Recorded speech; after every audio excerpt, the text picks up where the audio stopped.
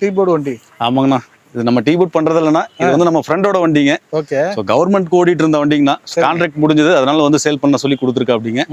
நான் இந்த வண்டி வந்து பார்த்தீங்கன்னா மராசோங்கண்ணா, 2020 மாடல், சிங்கிள் ஓனர் கண்டிஷன் இருக்கு. வண்டி 1,97,000 கிலோமீட்டர் வண்டி ஓட்டியிருக்காங்கண்ணா.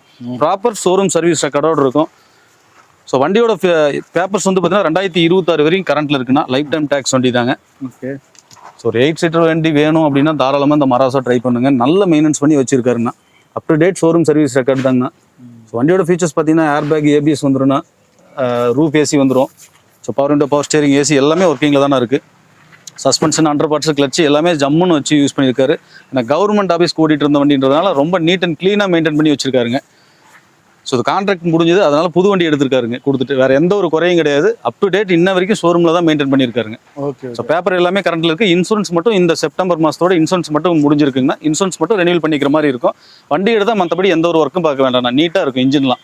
ஓகேண்ணா, இதுக்கு எவ்வளோ கேட்குறீங்கண்ணா? ஆனால் இது 2020 மாடல், சிங்கிள் ஓனர்னா, பேப்பர் கரண்ட்ல இருக்கு. இந்த வண்டிக்கு நம்ம ஜெயம் கார்ஸ்ல 7,99,000 கோட் பண்றோம்னா, ஃபிக்ஸட் இல்லை.